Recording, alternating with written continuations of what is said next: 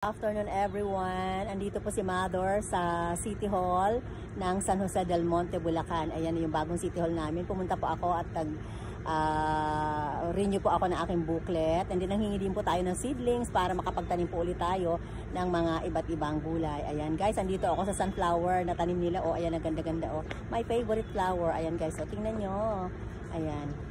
Ayan guys, oh, tingnan nyo. Kasing ganda ni Mother ang sunflower. Oh, char. Pampa good vibes lang mga guys. Ayan, okay.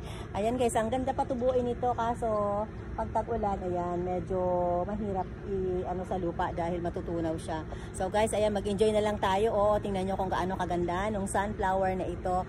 Natanim po dito sa ibaba po ng City Hall ng San Jose del Monte, Bulacan. Ayan po yung ating background. O, ayan, nakita nyo na po guys. Ayan. So, mamasyal kayo dito minsan at napakaganda po. Isa pong magandang pasyalan sa gabi. Ayan guys. O, tingnan nyo naman si Mother. O, kumusta?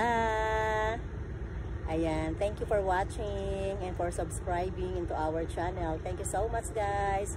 Shoutout po sa lahat ng aking subscribers sa aking YouTube channel, Mother the Explorer. Hello! Ayan guys, oh, tingnan nyo. Kasing ganda ni Mother ang sunflower. Oh, char. Pampa good vibes lang mga guys. Ayan, oh, ganda, oh. Ayan, diba? Ang daming tanim dito. Nakipicture lang po ako, ayan, kasi favorite ko ito.